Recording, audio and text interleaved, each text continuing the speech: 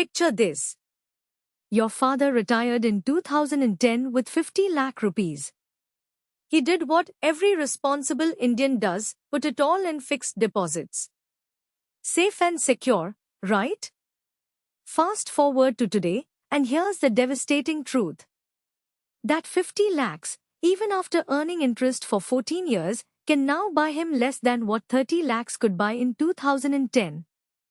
Let that sink in for a moment. He didn't lose money in the stock market. He didn't fall for any scam. He just trusted the system our parents taught us to trust. And that system quietly, invisibly, robbed him of his purchasing power.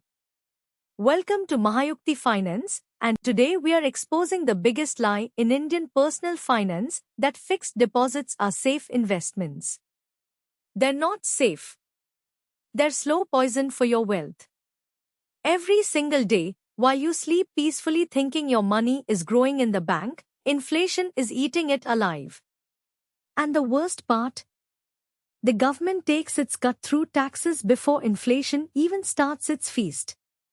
By the end of this video, you'll understand exactly how much money you're actually losing, why your 7% FD is really giving you negative returns, and most importantly, what smart Indian investors are doing instead. This isn't fear-mongering. This is mathematics. And the numbers will shock you. Let me ask you something. When your bank shows you an FD interest rate of 7%, what do you feel? Good, right? 7% sounds decent. It's better than a savings account. Your money is growing. Except, it's not. Not really. What the bank shows you is called the nominal return. It's just a number on paper.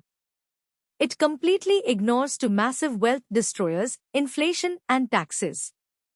Think of it like this. Imagine you're running on a treadmill. The speed display shows 7 kilometers per hour. You feel like you're making progress. But what if I told you the treadmill is actually moving backward at 6 kilometers per hour? Your net movement forward is just 1 kilometer per hour. That's exactly what's happening with your FD. The 7% is your running speed. But inflation and taxes are pushing you backward. In India right now, the average FD rate for major banks ranges between 6.5% to 7.5% for regular citizens. Senior citizens get about 0.5% more. Now, the official retail inflation rate has been hovering between 5% to 6% for the past few years. Sometimes it spikes to 7%. But here's what the government doesn't advertise: the real inflation you experience for education, healthcare, and housing is often 10% or higher. Your rent didn't go up by just 5% last year, did it? Medical bills? School fees? The inflation you feel is very different from the inflation they report. Now let's talk about something most YouTube videos conveniently ignore: taxation on FD interest. This is where it gets really painful. In India, interest earned on fixed deposits is fully taxable.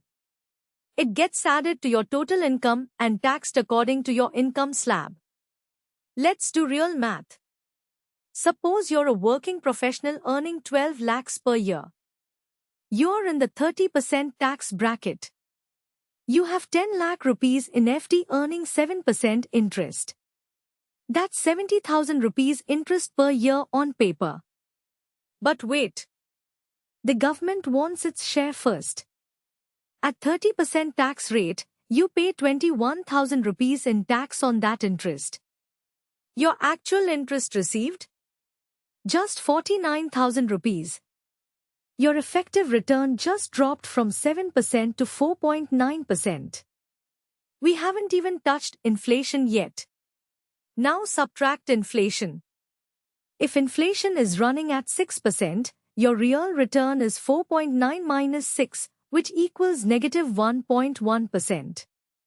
You read that right. Negative 1.1%.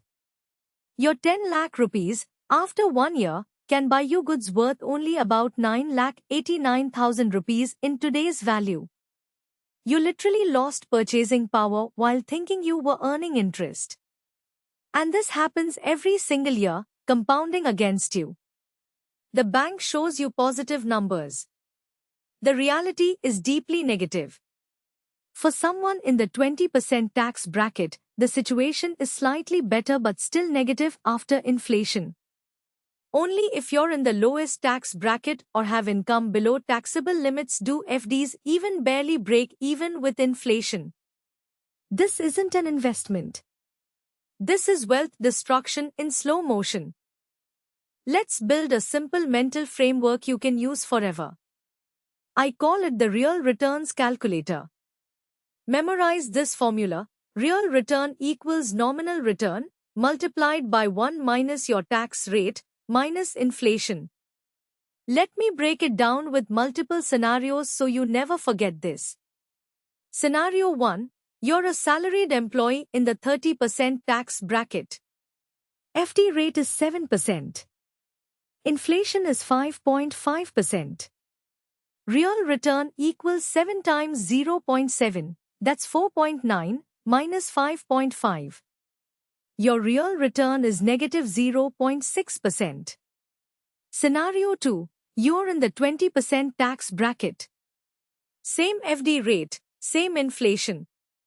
Real return equals 7 times 0.8, that's 5.6, minus 5.5. Your real return is positive 0.1%. You're barely breaking even. Scenario 3. You're a senior citizen in the 5% bracket with a slightly higher FD rate of 7.5%. Real return equals 7.5 times 0.95, that's 7.125, minus 5.5. Real return is positive 1.6%. Only now does the FD actually grow your wealth slightly. Here's the terrifying part. These calculations assume official inflation numbers. If real inflation for essentials like medical care, education, and housing is 8 to 10%, even senior citizens are losing money. Your parents who put their entire retirement corpus in FDs? They're watching their purchasing power erode every single year without even realizing it. Now you might say, at least FDs are safe, right?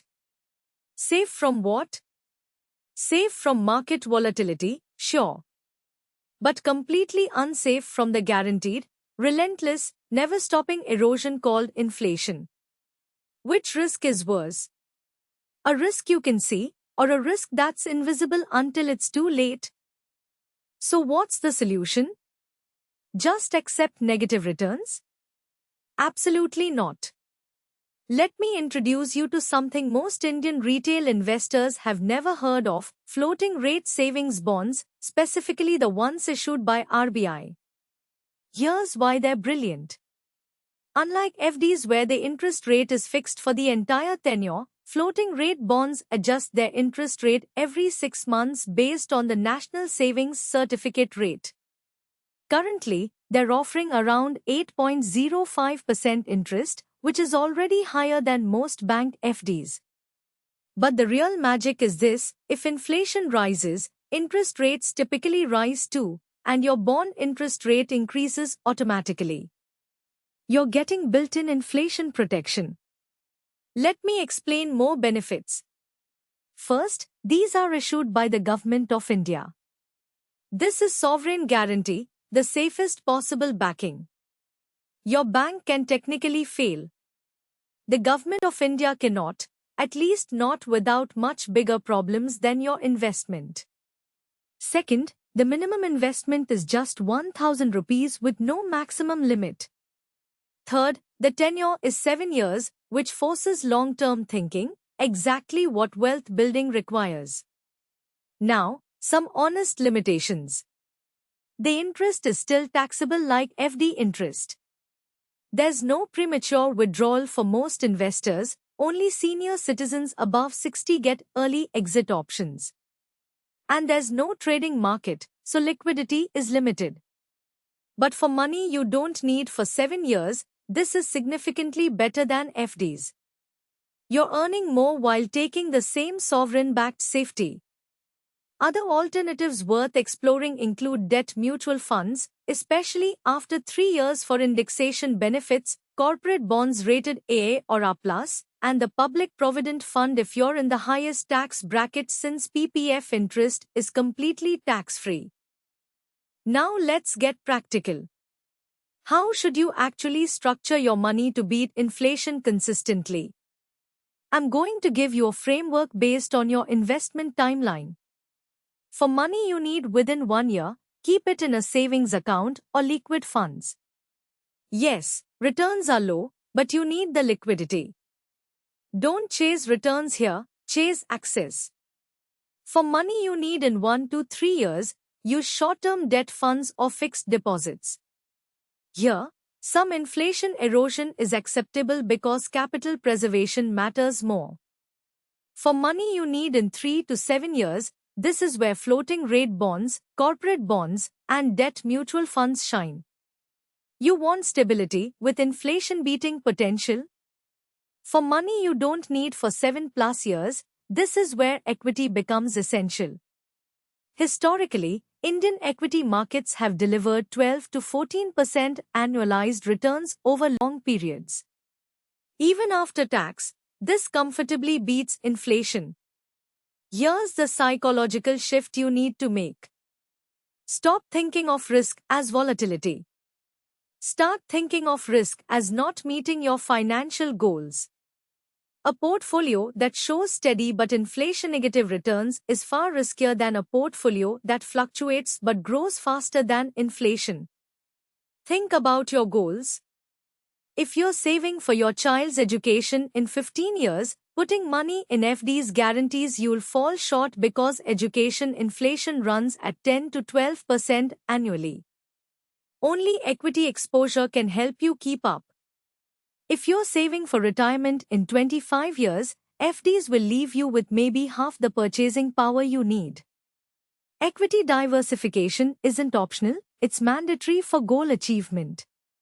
Stop letting fear of short-term volatility destroy your long-term wealth.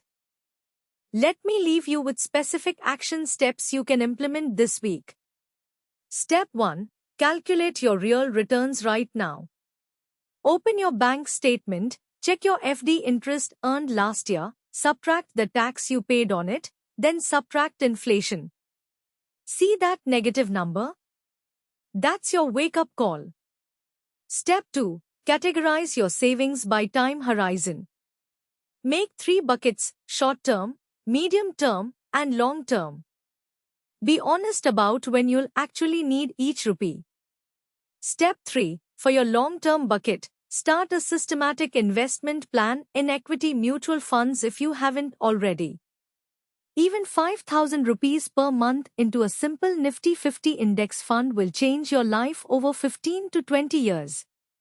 Step 4. Look into RBI floating rate bonds for your medium-term goals. Visit your bank or check the RBI Retail Direct portal. The process is simple. Step 5. Educate your parents. This is crucial. They have their entire retirement corpus in FDs losing value every year. Help them understand the math. Suggest they diversify at least a portion into safer options like floating rate bonds or senior citizen savings schemes. The goal isn't to take wild risks. The goal is to stop the guaranteed loss happening right now in your savings account and FDs. Remember what I said at the beginning? Safe doesn't mean smart. An investment that consistently loses purchasing power is the riskiest investment of all. You just can't see the risk because the nominal number keeps going up. If this video helped you understand the inflation trap, please like, subscribe, and share it with someone who keeps all their money in FDs. You might just save them from decades of invisible wealth destruction. This is Mahayukti Finance. Make smart choices. Build real wealth. See you in the next video.